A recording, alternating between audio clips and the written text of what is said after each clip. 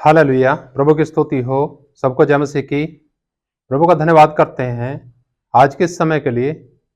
परमेश्वर महान अति करुणा निदान परमेश्वर है और परमेश्वर हम सबसे प्रेम करते हैं और हम सबका ये सौभाग्य है कि हमें हमेशा उसके जो वाणी है, खरा वचन है, वो सुनने को मिलती है।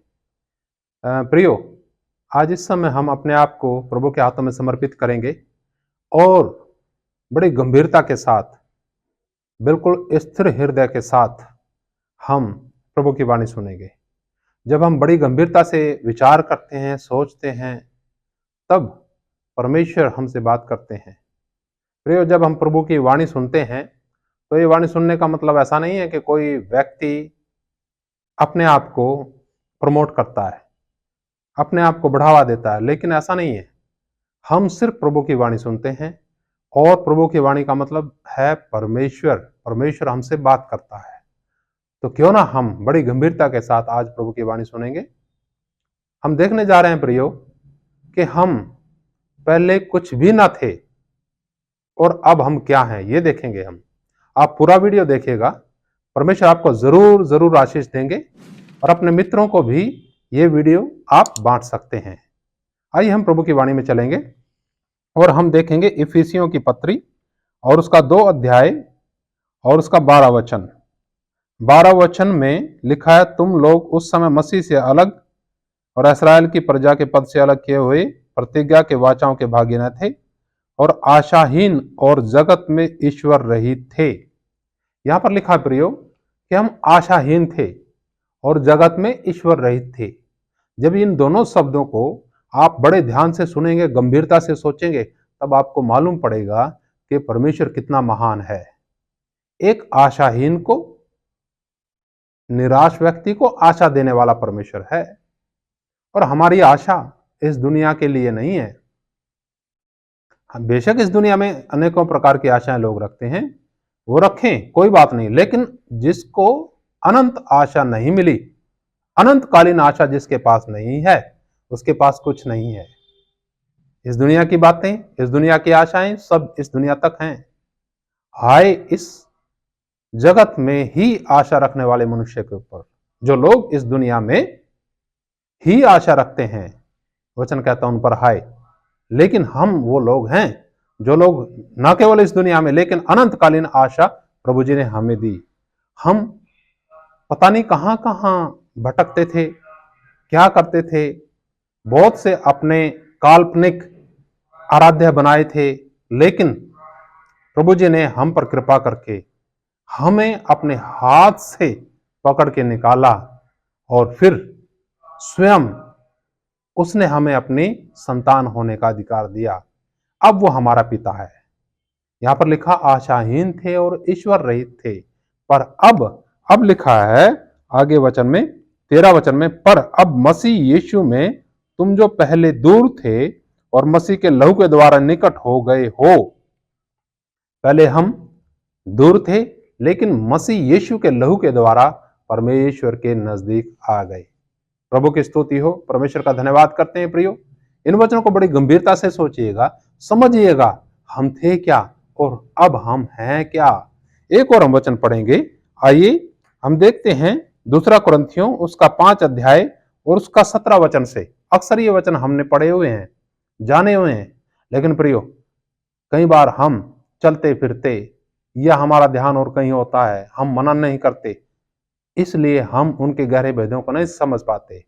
आप आज मनन कीजिएगा, परमेश्वर के भेद परमेश्वर आपके ऊपर प्रकट करेंगे। पढ़ेंगे हम 17 वचन में, 5 अध्याय 2 कुरिन्थियों 5 अध्याय 17 वचन। इसलिए यदि कोई मसीह में है तो वह नई सृष्टि है, पुरानी बातें बीत गई हैं, देखो सब बातें नई हो गई हैं। ये सब बातें परमेश्वर की ओर से हैं, जिसने मसीह के द्वारा अपने साथ हमारा मेल मिलाप कर लिया और मेल मिलाप की सेवा हमें सौंप दी है।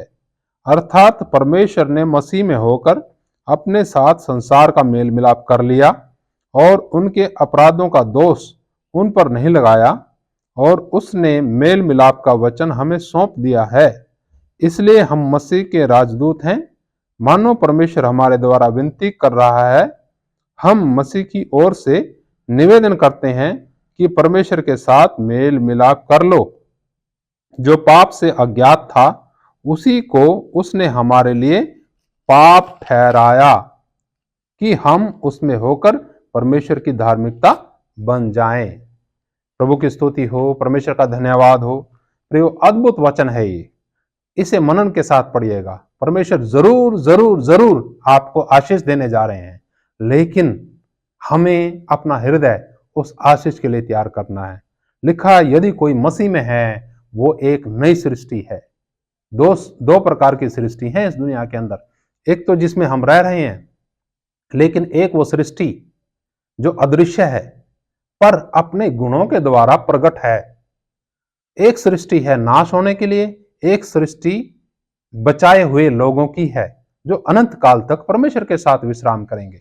इसलिए लिखा है कि यदि कोई मसीह में है वो नई सृष्टि है, पुरानी बातें बीत गई और देखो वे सब नई हो गई। क्या आप इन बातों को तस्दीक करते हैं कि पुरानी बातें मेरे जीवन से बीत गई और मैं नई सृष्टि का हिस्सा हूं? नई बातें मेरे जीवन के अंदर हैं, वो बातें जो लोगों के लिए आशीष का कारण है, वो बातें जो मसीह के लिए महिमा का कारण बनती हैं। फिर लिखा आगे, ये सब बातें परमेश्वर की ओर से हैं जिसने मसीह के द्वारा हमारा मेल मिलाप कर लिया। ये बातें जो हैं हमारी तरफ से नहीं है, हमने उसे नहीं चुना है, हमारे अंदर कोई खूबी नहीं है, हमारे अंदर कोई ज्ञान नहीं है, गुण विशेषता नहीं है, फिर भी उसने हम पर दया करके पापी को, अपराधी को, कुकर्मी को दया करके हमारे पापों की कीमत उसने चुका दी और अब हम अपने नहीं हैं, अब हम उसके हैं जिसने हमें खरीद लिया, मोल ले लिया। उसने हमारे पापों की पूरी पूरी कीमत चुका दी। प्रियो, ये सब बातें अपनी तरफ से नहीं है, तो हमें घमंड का कोई मौका नहीं है। प्रभु का धन्यवाद, उसने ऐसा घमंड का कोई मौका नहीं दिया कि मैं कह सकूं देखो ये मेरे काम अच्छे हैं इस कारण मैं अच्छा हूं, धर्मी हूं। ऐसा कुछ मौका उसने हमें नहीं दिया। उसने अपराधियों को, पापियों को, कुकर्मियों को बचाया अपनी दया करके। तो ये बातें उसकी तरफ से हैं। फिर लिखा आगे वचन में, अच्छा, ये बातें परमेश्वर की तरफ से हैं जिसने मसीह के द्वारा हमारे साथ मेल मिलाप कर लिया और मेल मिलाप की सेवा हमें सौंप दी। समझिएगा, उसने हमारा मेल मिलाप परमेश्वर के साथ, परमेश्वर ने मसीह के द्वारा हमारे साथ मेल मिलाप कर लिया और मेल मिलाप की सेवा उसने हमें सौंप दी। अर्थात परमेश्वर ने मसीह में होकर अपने साथ संसार का मेल मिलाप कर लिया और उनके अपराधों का दोष उन पर नहीं लगाया और उसने मेल मिलाप का वचन हमें सौंप दिया। तो हमें क्या करना है सोचिए, और हम क्या कर रहे हैं ये भी सोचिएगा। आगे लिखा, इसलिए हम मसीह के राजदूत हैं, मानो परमेश्वर हमारे द्वारा विनती कर रहा है। हम परमेश्वर की ओर से निवेदन करते हैं कि परमेश्वर के साथ मेल मिलाप कर लो। प्रियो, ये कहने को हम हैं लेकिन हम नहीं हैं। हमारे द्वारा परमेश्वर बात कर रहा है लोगों के साथ, हमारे द्वारा मसीह बात कर रहा है लोगों के साथ कि उसके साथ मेल मिलाप कर लें। यहां आगे अंत में लिखा है, जो पाप से अज्ञात था उसी को उसने हमारे लिए पाप ठहराया। आप समझते हैं? अगर आपका कोई सवाल हो तो जरूर लिखिएगा कमेंट्स में कि वो हमारे लिए पाप कैसे ठहरा। मसीह पाप ठहरा, पाप है नहीं, लेकिन आपके लिए, मेरे लिए वो पाप ठहरा। क्यों पाप ठहरा, कैसे पाप ठहरा, ये सवाल आप कमेंट्स में डाल सकते हैं। प्रभु आपको इन्हीं सभी वचनों के द्वारा बहुत बहुत आशीष दे और परमेश्वर में आप प्रतिदिन बढ़ते जाएं। आपका जीवन एक आशाहीन नहीं, आशावान हो। थे हम आशाहीन, लेकिन अब हमारे पास अनंतकालीन आशा है। थे हम ईश्वर रहित, लेकिन अब हमारे पास अनंतकालीन, अनादिकाल से अनंतकालीन तक का ईश्वर है। और हम अपराधी, पापी, कुकर्मी थे, लेकिन अब हम उस मसीह के राजदूत हैं जिनके द्वारा परमेश्वर लोगों से बात करता है कि उसके साथ मेल मिलाप कर लें। प्रभु आप सबको आशीष दे। जय मसीह की। मारनाथा। नमस्कार।